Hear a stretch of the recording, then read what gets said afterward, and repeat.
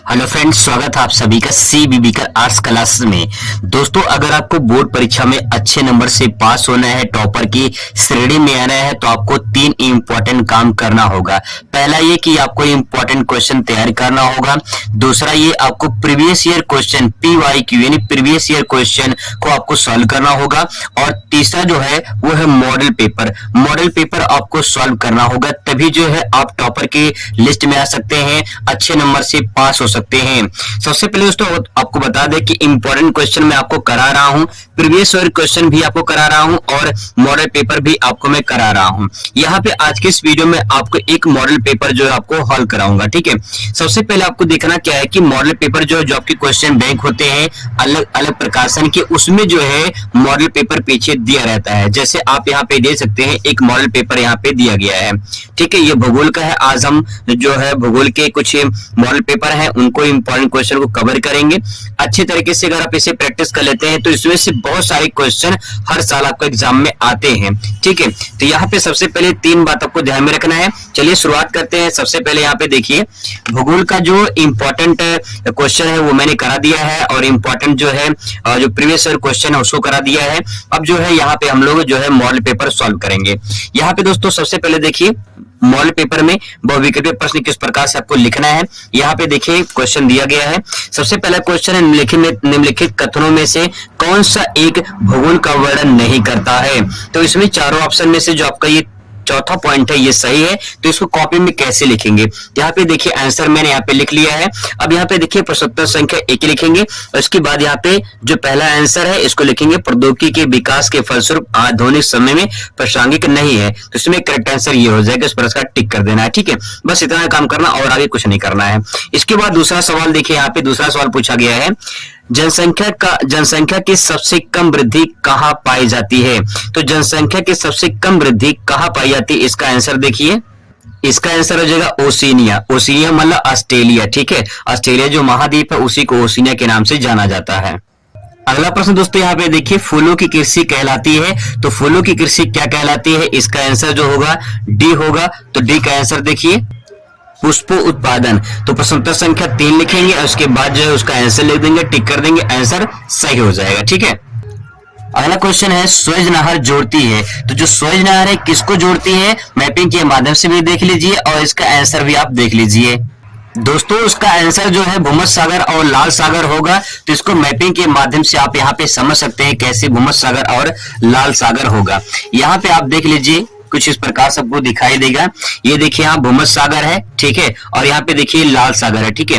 ये लाल सागर, ये भूमध्य सागर है। यहाँ पे ये जो है ये इतना काट के जो है इसको स्वेज नहर बनाया गया है। तो पूछ रहा है कि स्वेज नहर किसको जोड़ती है, तो भूमध्य सागर और लाल सागर को। अब देखिए यहाँ पे जोड़ दिया गया है, तो इससे आसानी से व्यापार इस प्रकार से यूरोप महाद्वीप में, अफ्रीका में और एशिया में आसानी से व्यापार किया जा सकता है। तो यहाँ पे जो है लाल सागर और भूमध्य सागर को जो है स्वेज नहर के माध्यम से जोड़ा गया है। अगला प्रश्न है, 2011 की जनगणना के अनुसार भारत की जनसंख्या घनत्व कितनी है। तो इसमें आंसर होगा 382 व्यक्ति प्रति वर्ग किलोमीटर। तो इसका आंसर यहाँ पे देख लीजिए, आंसर इस प्रकार से लिखेंगे, प्रश्नोत्तर संख्या 5 382 व्यक्ति प्रति वर्ग किलोमीटर आपका करेक्ट आंसर हो जाएगा। इसके बाद दोस्तों आप देखेंगे यहाँ पे अगला सवाल है कि अप्रैल से जून के मध्य का समय किस कृषि का ऋतु होता है। तो अप्रैल से जून के मध्य जो कृषि होता है वो जायद की कृषि होता है, ठीक है। तो इसमें राइट आंसर क्या हो जाएगा, जायद हो जाएगा। तो यहाँ पे देखिए आंसर है प्रश्नोत्तर संख्या 6, यहाँ पे जायद लिखेंगे, सही कर देंगे, ठीक है। बस इतना ही काम करना होगा बहुविकल्पीय में। मेन काम आपका अभी आगे आएगा अति लघु और जो लघु उत्तरीय में। इसके बाद मानचित्र वाला प्रश्न आता है। अगला सवाल है, निम्नलिखित में से जल किस प्रकार का संसाधन है। तो जल जो है वो चक्रीय संसाधन है। इसमें करेक्ट आंसर हो जाएगा चक्रीय संसाधन। तो इसका राइट आंसर क्या हो जाएगा, चक्रीय संसाधन। 7वें का आंसर हो जाएगा चक्रीय संसाधन। इस प्रकार से प्रश्नोत्तर संख्या 7 लिखेंगे, इसका आंसर लिखेंगे, टिक कर देंगे, बस काम खत्म, ठीक है। इसके बाद तो लास्ट सवाल देखिए, भारत में पहली रेलगाड़ी कब चला गई थी। तो 1853 इसमें करेक्ट आंसर हो जाएगा और इसमें आंसर इस प्रकार से आपको यहाँ पे लिखना होगा। आंसर लिखेंगे कि प्रश्नोत्तर संख्या 8 सन 1853 में भारत में पहली रेल चलाई गई थी। तो दोस्तों ये कुछ इंपॉर्टेंट क्वेश्चन थे, आप यहाँ पे दे सकते हैं, अच्छे तरीके से यहाँ पे इसको लिखा गया है, ठीक है। अब बात करते हैं इसके अगले प्रश्न पे, यानी अति लघुत्तरीय प्रश्न। अति लघुत्तरीय प्रश्न में देखिए पहला प्रश्न यहाँ पूछा गया है कि मानव भूगोल के जन्मदाता कौन है। 2 नंबर का सवाल यहाँ पूछा गया है, तो मानव भूगोल के जन्मदाता कौन है, देख लीजिए इसका आंसर।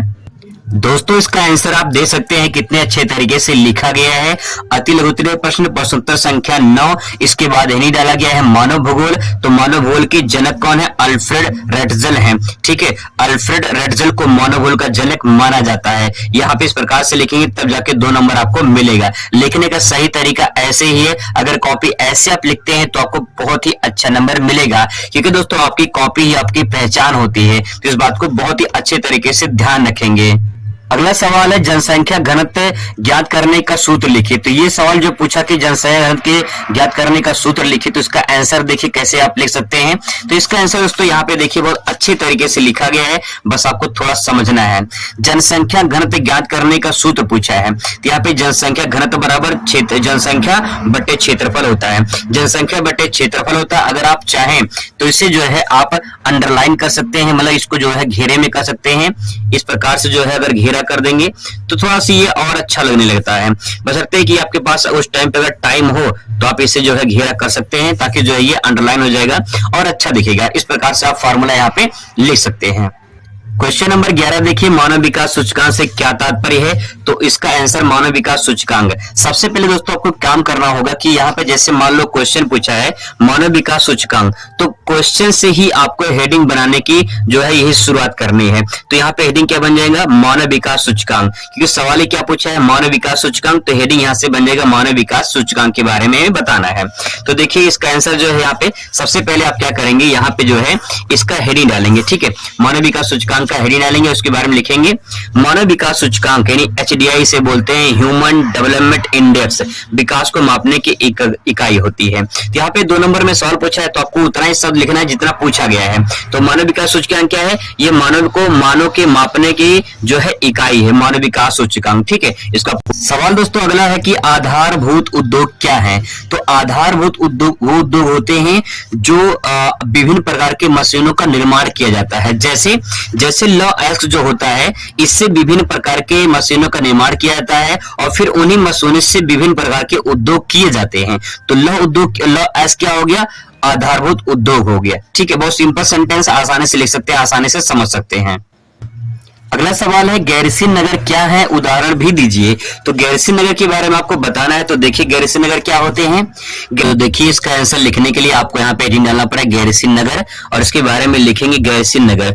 गैरसिन नगर वे नगर होते हैं जहां पर सैन्य सेवा, सैन्य का मतलब सैनिक होता है, सैन्य, जहाँ पे सैनिक के जो है ट्रेनिंग दी जाती है, सैनिक के कैंप होते हैं, वहां पे जो है उससे संबंधित कार्य किए जाते हैं, उसे गैरसिन नगर या छावनी नगर के नाम से जाना जाता है।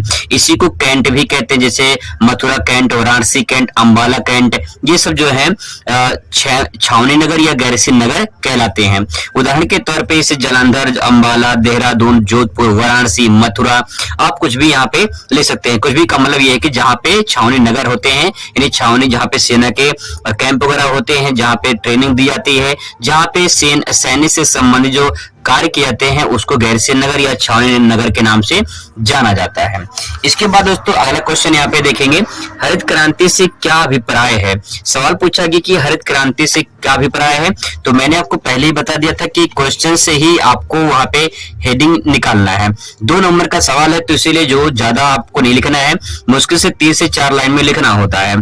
तो देखिए हरित क्रांति नाम यहाँ पे हेडिंग डालेंगे, उसके बारे में लिखेंगे उत्तम प्रकार के बीजों एवं उर्वरकों का प्रयोग करके जब कृषि उपज में वृद्धि की जाए तो वह जो है उसे हरित क्रांति के नाम से जाना जाता है।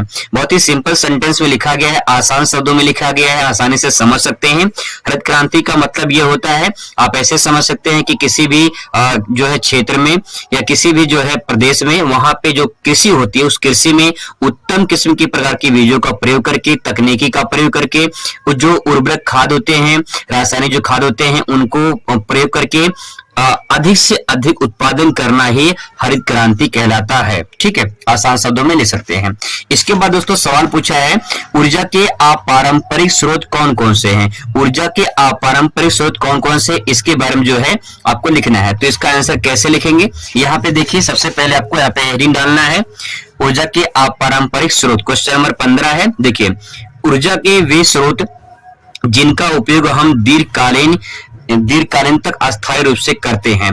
ठीक है, हम ये कह सकते हैं कि ऊर्जा का वे स्रोत जो हम समाप्त होने पर उसे हम पुनः प्राप्त कर सकते हैं, उसे हम ऊर्जा के अपारंपरिक स्रोत कहते हैं। आगे देख लीजिए, ऊर्जा के गैर परंपरागत या अपारंपरिक स्रोत हैं। जैसे कहने का तात्पर्य है कि वे स्रोत जिसे हम लंबे समय तक प्रयोग कर सकते हैं या फिर अगर वो समाप्त हो जाते हैं तो उन्हें हम पुनः प्राप्त कर सकते हैं, उसे हम कहते हैं गैर परंपरागत या फिर अपारंपरिक स्रोत कहते हैं। जैसे ज्वारीय ऊर्जा हो जाएगा, भूतापीय ऊर्जा, वायु, सूर्य, ये सब जो है गैर परंपरागत के अंतर्गत आते हैं। ठीक है, क्वेश्चन नंबर अगला देखेंगे। क्वेश्चन अगला देखने से पहले आपको यहाँ पे देखना पड़ेगा, पत्तन और पोतासराय में अंतर लिखिए। तो पत्तन और पोतासराय में क्या अंतर होता है इसके बारे में जरा देखते हैं यहाँ पे। तो देखिए, इसको सबसे पहले आप डिवाइड कर लेंगे, इस प्रकार से लिखेंगे। पत्तन, जिस जगह पर जहाज रुकती है व्यापार के लिए फिर चली जाती है उसे पत्तन कहते हैं। मतलब ये है कि यहाँ पे जिस स्थान पे जहाज आके रुकती है वहां पे सामान लगता है और फिर इसके बाद जो है वहां से चली जाती है, तो आयात निर्यात होता है, तो उसे क्या कहते हैं, पत्तन कहते हैं। ठीक है, और पोतासराय क्या होता है, जिस जहाज पर कई जहाज तथा जहाज के साथ आती है और कई दिनों तक ठहरती है उसे पोतासराय कहते हैं। अगर मैं सिंपल वर्ड में आपको समझाऊं तो बस आप इतना समझ लीजिए, जैसे मान लीजिए समुद्र का तट हो गया। ठीक है, ये समुद्र तट हो गया। अब यहाँ पे देखिए, मान लीजिए कोई जहाज आके रुकता है। ठीक है, कोई जहाज आके रुकता है। पोता आश्रय का मतलब क्या होता है कि वहां पे रुकने का स्थान भी हो। ठीक है, और पत्तन का मतलब होता है बंदरगाह, जहां से सिर्फ व्यापार होता है, जहाज आती है और फिर इसके बाद यहाँ से दूसरे स्थान पर चली जाती है, लेकिन वहां पे रुकने का स्थान नहीं है, ठहरने का स्थान नहीं है, तो उसे हम क्या कहेंगे, उसे पत्तन कहेंगे। और जहां पे पोतासराय, ठीक है, यानी जहाज को रुकने का जगह हो, स्थान हो, उसे हम क्या कहेंगे, उसे कहेंगे पोतासराय कहेंगे। ठीक है, ये क्या हो जाएगा, ये पत्तन हो जाएगा। जहां पे सिर्फ व्यापार होता है और जहां पे जहाज के रुकने की व्यवस्था होती है उसे पोतासराय कहते हैं। ठीक है, इसे क्या कहते हैं, पोतासराय कहते हैं। ठीक है, जैसे ट्रेन होती है, ट्रेन जब किसी रेलवे स्टेशन पे खड़ी होती है, ठीक है, तो उसको जो है वहां पे जब खड़ी होती है, किसी गैराज में जाके खड़ी होती है, तो उसे हम क्या कहेंगे, रेलवे जंक्शन, जहां पे वो खड़ी होती है। ठीक है, और जहां से वो चली जाती है तो आएगी, सवारी बैठाएगी, फिर चले जाएगी, तो वहां पे रुकने का स्थान नहीं है उसे। ठीक है, लेकिन जहां पे उसे रुकने का स्थान है, वो गैराज में खड़ी हो, ठीक है, तो उसे कहते हैं हम पोतासराय। वही बात यहाँ पे कहा गया है। तो यहाँ पे आसानी से समझ सकते हैं, जहां पे रुकने का स्थान हो उसे पोतासराय कहेंगे और जहां से सिर्फ व्यापार होता है उसे पत्तन कहेंगे। ठीक है, बस इतना अंतर है। इसके बाद दोस्तों सवाल आता है लघु उत्तरीय का। लघु उत्तरीय में पूछा कि वृद्धि और विकास में अंतर बताइए। तो वृद्धि और विकास में अंतर जानने के लिए आपको थोड़ा सा वेट करना होगा। इसके लिए आपको अगली वीडियो में मुलाकात करेंगे, क्योंकि वीडियो लंबा ना हो जाए, आप बोर भी ना हो, आसानी से चीजों को समझ जाए, इसलिए मुलाकात करेंगे दूसरी वीडियो में। मिलते हैं नेक्स्ट वीडियो में। Thanks for watching.